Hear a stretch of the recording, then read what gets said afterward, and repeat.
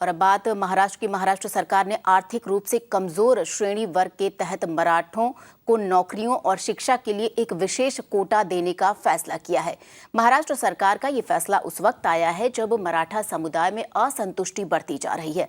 मराठा समुदाय शिक्षा में 12% आरक्षण और सरकारी नौकरियों में 13% आरक्षण की मांग काफी वक्त से कर रहा है और ये मामला अभी कोर्ट के अधीन है। हालांकि महाराष्ट्र सरकार का ये फैसला निश्चित तौर से मराठा समुदाय के उन लोगों के लिए फायदेमंद होगा जो आर्थिक और सामाजिक रूप से पिछड़े हुए हैं।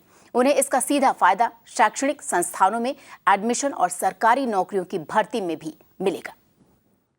और इस पर और ज्यादा जानकारी लेते हैं। हमारे सहयोगी मयूरेश इस वक्त हमारे साथ जुड़े। जी मयूरेश, इस खबर से जुड़ी और ज्यादा जानकारी दीजिए दर्शकों को।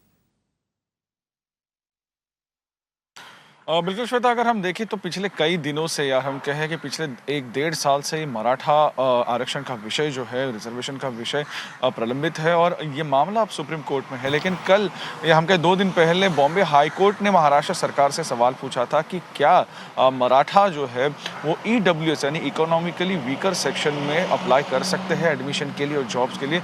उसके ऊपर कल कैबिनेट में बहुत चर्चा हुई। उसके बाद महाराष्ट्र सरकार की कैबिनेट ने जो है वो ये फैसला लिया है कि अगर मराठा विद्यार्थी चाहते हैं कि वो EWS सेक्शन में एडमिशन ले ले और उन्हें उसी सेक्शन में अगर जॉब के लिए अप्लाई करना है तो सरकार उन्हें वैसा सर्टिफिकेट जो है EWS का वो ज़रूर देगी।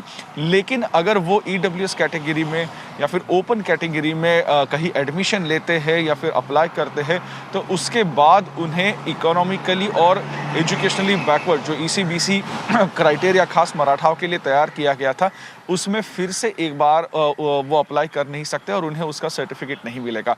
तो कहीं ना कहीं बहुत से मराठा विद्यार्थी जो अपनी एडमिशन्स यानी इंजीनियरिंग हो, मेडिकल हो या फिर दूसरे कोई कोर्स की एडमिशन हो उसके लिए जो राह देख रहे थे उनके लिए कहीं ना कहीं ये एक अच्छी बात है। लेकिन अगर हम देखें तो इसके रिपरकशंस जो है वो इतने अच्छे नहीं, क्योंकि मराठा समाज में ही 2 गुट हो चुके हैं। एक गुट जो चाहता है कि EWS के अंडर उन्हें एडमिशन मिले, वो उसके लिए फाइन है। लेकिन दूसरा गुट कह रहा है कि अगर ऐसा होता है तो जो केस वो लड़ रहे हैं, जो कोर्ट केस लड़ रही है वो कहीं ना कहीं वीक हो जाएगी और इसके चलते मराठा विद्यार्थियों ने EWS में एडमिशन नहीं लेनी चाहिए।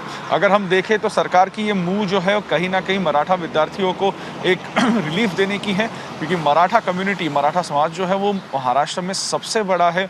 तकरीबन 40% से भी ज़्यादा मराठा कम्युनिटी महाराष्ट्र में है और वो डोमिनेंट कम्युनिटी है।